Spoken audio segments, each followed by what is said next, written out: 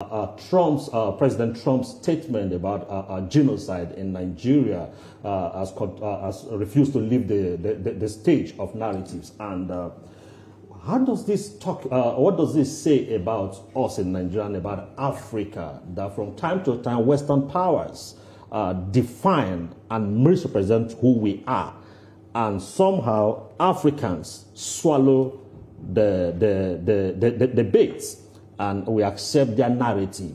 What does that say about how we look at ourselves and how we present ourselves to the global world? There's an old Latin saying, "Posuint quia posse videntur." They can because they think they can.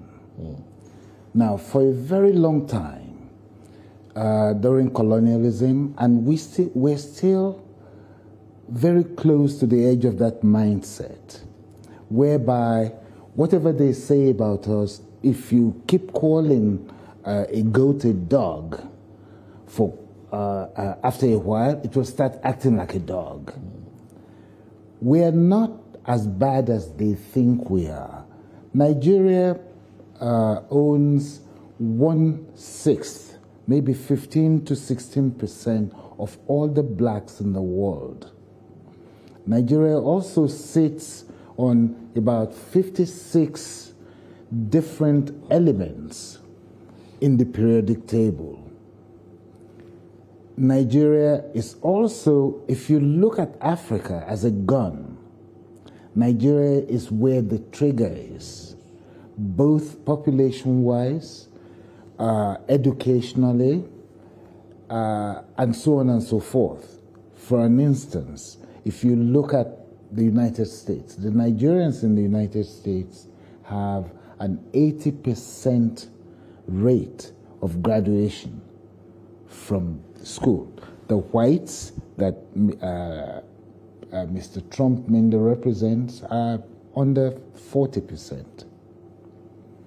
These are the types of things that happen in the world that we need to correct ourselves. One, if you look at the presidents that have been very good towards Africa, Bush Jr. was the last one. He brought in AGOA, the African trade thing, and Clinton also, and before him, Carter. There's something common about the three of them. They're very well educated. I will never call the president of another country illiterate, but at the moment, what we're getting from the United States is not from an educated mind. There are so many different things happening in Nigeria at the moment, caused by those developed countries or the northern hemisphere that have not been taken into consideration. Climate change. We have desertification. In some places there are floods. In some there are the dryness. Drought. Thank you. Now, these two conditions call for migration of individuals, especially in the area that is said that a lot of our people have been murdered. As I said yesterday at the Commonwealth Institute, one Nigerian dead is too many.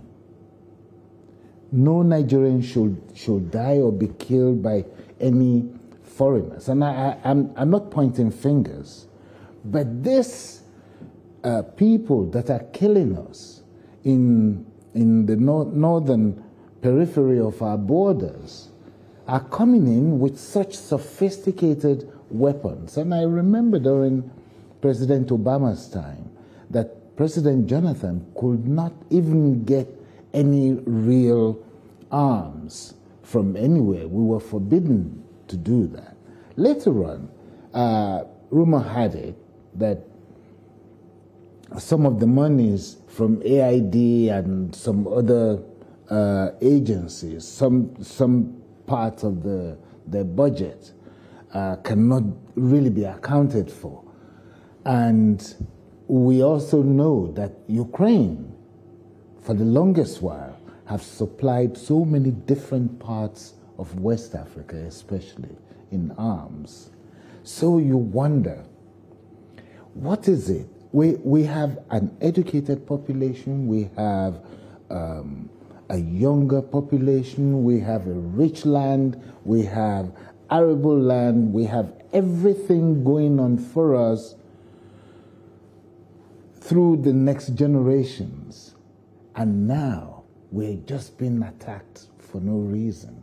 It doesn't, I mean, it may not make sense because humans are irrational, but there is a rational way that they think. And we know that they're looking for something from us. It will behove us to find whatever those things are and make sure that we develop those things by ourselves. The African free trade only accounts for 15 to 18% of trade with us. What is wrong with us? If we have all these educated people, we have all these young people, why can't we develop our own?